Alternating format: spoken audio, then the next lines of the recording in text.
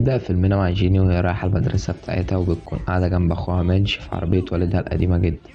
وبيقول لها إنها لازم تتعرف على الشباب وتدور على قصة الحب الرومانسية اللي نفسها فيه. عمرها ما تلاقيها لأنها شخصية انطوائية ساذجة ملهاش لازمة ومحدش يعرفها. فبيقول له والدها إنه يسيب أخته في حالها وتدور على العريس اللي نفسها فيه لحد ما تعنس وتقعد جنبه وتعجز وهي وحيدة. وأول ما بيوصلوا المدرسة بيخبط باباها بنت بالعربية قدامه ومبيهتمش بيها، ويقول لأولاده إنه هيسهر النهاردة عشان كده مش هيقدر يجي ياخدهم لأنه هيبقى سكران ساعتها، وهينسى إنه مخلفهم أصلا، وهو أصلا مش عايز يجيلهم.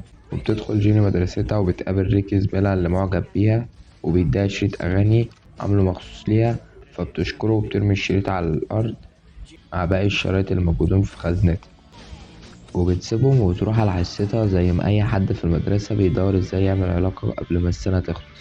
بيكون منشو وأصحابه بيفكروا ازاي يرتبطوا بأي بنت لحد ما بيشوف منشو قدامه أماندا أجمل بنت في المدرسة من وجهة نظره، وبيحلم إنه يرتبط بيها.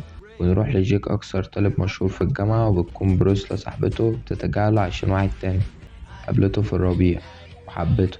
وبيروح يقول لأصحابه إن بروسلا سابته وإنها شخصية تنكة جدا ومش مستاهلة كل اللي عامله حواليها. وبيقول له أوستن صاحبه إن دي ملكة جمال حفلة التخرج بتاعة المدرسة، يعني أجمل واحدة موجودة أكيد لازم يعني تبقى تنك.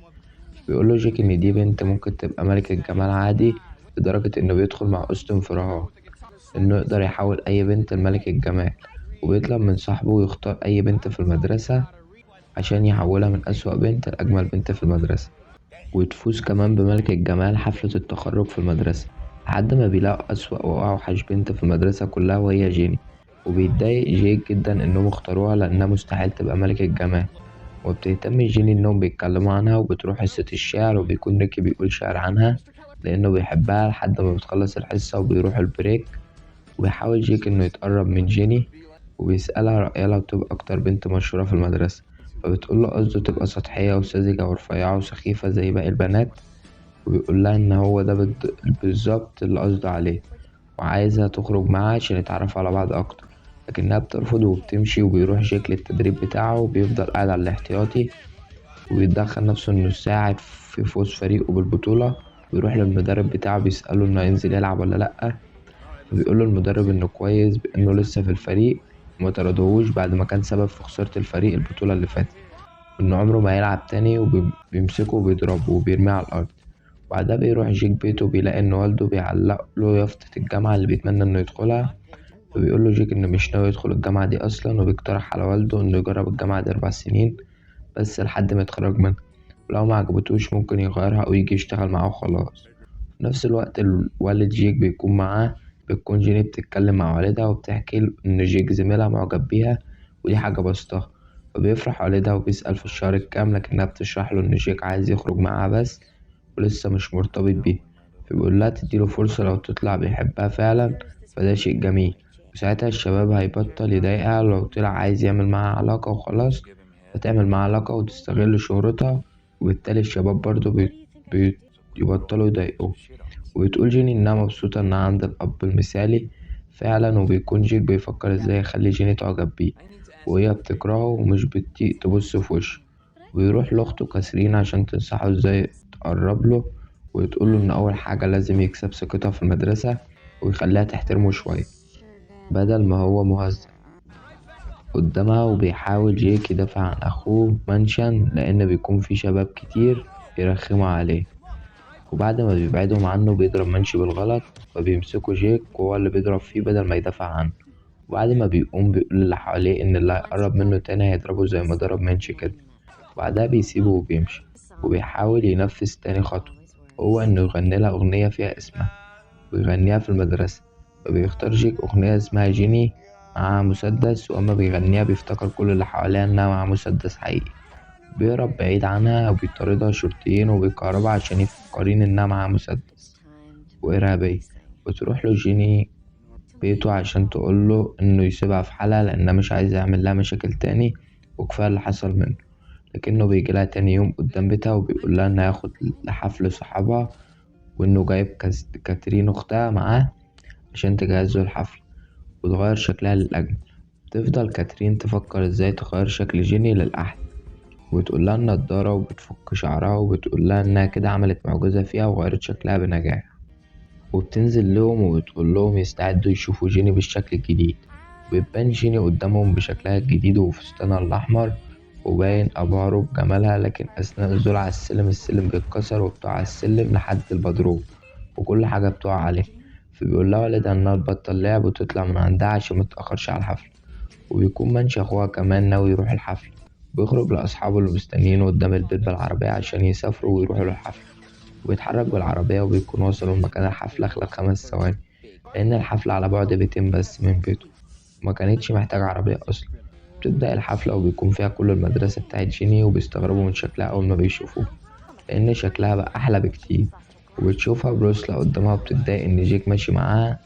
وبتشرب جيني مشروب وبيخليها سكرانة لدرجة إنها بتنط في حمام السباحة قدام كل الموجودين في الحفلة. بيطلع جيك من المايه وساعتها بتيجيلها بروسلا وتقول لها إنها ممكن تكون قلعت النضارة وفردت شعرها، بس هتفضل بنت الفاشلة اللي محدش يعرفها. بتدلق عليها المشروب بتاعها.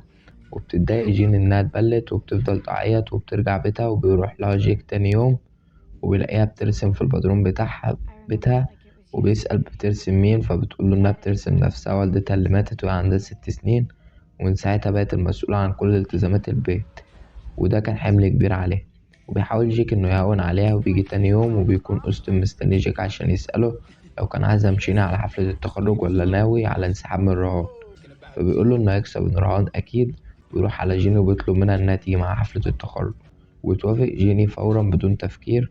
ويروح جيك عشان يحضر الماتش بتاعه اللي بيكون دايما قاعد على الاحتياطي، لأن المدرب مش طايقه ومش ناوي يخليه يلعب أبدا. وبيتعرض واحد من الفريق لخبطة جامدة وبيدخل في غيبوبة، ومع ذلك الكابتن بيرفض إنه يخرج من الماتش، ويخلي 2 من زمايله يسندوه كأنه بيلعب معاهم، لأنه لو طلع من الماتش هيضطر المدرب إنه ينزل جيك. بس مبيكونش قدامه طريقة غير إنه ينزل جيك يلعب مع الفريق اللي يجيله فرصة إنه يثبت نفسه تاني.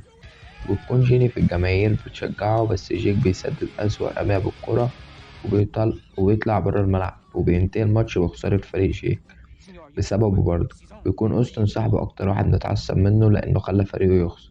بيقوله إنه هيندم على اللي عمله، ويعمل نفسه كأنه بيهمس بحاجة لجيني. فبيعترف جيك لجيني بالرهان اللي اتفق عليه إنه يحولها لملك الجمال في حفلة التخرج. ما كانش عارف إنه هيعجب بيها في الحقيقة، وبيتمنى لو يرجع بالزمن عشان ما يعملش الرهان السخيف ده مع أوستن. فبتقوله جيني إن أوستن ما قالهاش حاجة أصلا في ودانها، وإن هو اللي اعترف بكل حاجة لوحده. وبتعيط وبتسيبه. وبيفضل شيك يفكر ازاي يصالح جيك، وبيقرر انه لازم يصالحها في حفلة التخرج ويعترف لها بحب. وبيجي يوم الحفلة وكل واحد بيحضر ازاي هيروح الحفلة. وبتكون بروسلا عارفة انها تتوج ملكة جمال المدرسة كالعادة. بتقرر جيني انها تعمل الفستان بتاعها بنفسها وتروح الحفلة. وبتلاقي أوستن جاي ياخدها للحفلة، وبتوافق انها تروح معاه عشان تضايق جيك. بيكون مانشي موجود في الحفلة برضه، وبيقرر انه يكتب جواب لأميندا البنت اللي هو معجب بيها، وبيشجع أصحابه إنه يروح يدور. وبيديها الجواب عشان تقراه، وبتقبل إنها ترقص مع مينش. وتكون جيني بترقص عشان تضايق جيك اللي بيرقص جنبها برضه، لحد ما بيجي لحظة إعلان اسم ملك وملكة حفلة التخرج. وبتجهز بريسلا إنها تسمع اسمها، لأنها متوقعة نفسها تكسب زي كل سنة. وبيتم فتح الظرف اللي فيه اسم ملك وملكة الحفلة، وبيكون جيك هو الكسبان. وبيطلع على المنصة عشان يلبس التاج والكل بيحييه ويسقف له. بتطلع إن ملكة الجمال واحدة تانية غير بريسلا وجيني، وهما الاتنين بيتحرقوا لأنهم كانوا متوقعين إنهم يكسبوا. بيكون أوستن واقف جنب جيني وبيعرض عليها إنهم يروحوا سوا أوضة الفندق اللي هو حجزها. وساعتها بيدور جيك على جيني لكنه بيلاقيها اختفت. بيفهم إنها راحت مع أوستن أوضة الفندق بتاعته. فبيجري على الفندق لكنه بيلاقي إن ريك واقف قدامه. بيقوله إنه بيحب جيني وكان واقف جنبها دايما قبل ما شكلها يتغير، ولازم تحبه. وبيشرح له جيك إنه اتعلم من أخطائه وإن جيني إنسانة طيبة وتستاهل إنه يحبها. وأما يعترف له بغلطه ويتأسف له ساعتها هتسامحه ويبقوا سوا. وبيقوله ريكي إن عنده حق، لكن اللي هيقابله الأول فيهم هو اللي هيصارحها بحب. وبيجروا هما الاتنين في السباق على مين هيوصل للفندق اللي فيه جين الأول. وبيعدي جيك الطريق بكل سهولة، وبيجي ريك يعدي بيلاقي إن كل العربيات عايزة تخبطه. أول ما بيعدي الطريق بتخبطه عجلة، وبيكون جيك ساعتها وصل للفندق. وبيسمع صوت واحدة مع أوستن صاحبه في الأوضة، وبيفتكر إن جيني هي اللي معاه جوه. وبيدخل لكنه بيلاقي إن بريسلا هي اللي معاه، فبيضرب أوستن لأنه استغل جيني وعرض عليها إنها تيجي معاه الفندق. وبيضرب بريسلا لأنها جرحت مشاعر جيني أكتر من مرة. بعدها بيجري على بيت جيني فبيلاقي والدها سكران قدامه وفاكر نفسه في الحرب لسه. فبينزل معاه تحت الترابيزة وبيسأله عن مكان جيني، وبيقول له والدها إنها راحت ناحية المطار عشان تسافر باريس زي ما كانت بتتمنى بعد التخرج. ويكون ريكي هو كمان راح للمطار، لكن الأتوبيس اللي راح المطار بدل ما يقف بيدوس عليه وبيجري. وبيجري جيك على المطار عشان يلحقها ويعترف لها بحبه، لكنه بيلاقي طابور ركاب طويل جدا داخل البوابة بتاعة الطيارة. فبيوقف ويستنى إذن كل الموجودين إنهم يعدوا عشان يلحق البنت اللي هو بيحبها، لأنها لو سافرت هيضيع من إيده. فبيسمحوا إنه يعدي من البوابة ويلحق البنت اللي بيحبها. وبيجي وراه ريكي وهو مخبوط ومتدمر، وبيقف قدام الناس عشان يستأذنهم إنهم يعدوا عشان يلحق نفس البنت، لكنهم بيقولوا إنهم سمعوا الكلام ده قبل كده ولازم يقف في الطابور زيه. بيقرب جيك عند البوابة اللي هتدخل جيني فيها وتطلع الطيارة، وينادي عليها لكنها ما بتسمعوش. فبياخد كورة من عيل صغير جنبه وبيرميها على جنبه على جيني عشان تبصله، فبتيجي في راسها وبتقع على الأرض. تقريبا دي أول تسديدة صح ليه. وبيجري ناحيتها وبيقول لها إنه مش هيسمح لها تركب الطيارة، وإنه عامل الرهان ده مع أوستن قبل ما يتعرف عليها أيام ما كان شخص سخيف سطحي زي باقي الموجودين، وإنه مؤمن بيها ومواهبها في الرسم، وإنه هيشجعها في أي حاجة هي تحبها لأنه بيحبها. فبتقوله إن هي كمان بتحبه وبيسقفوا لهم. ويخلص فيلمنا. ياريت لو عجبك الفيلم تشترك في القناة وتعمل لايك. سلام.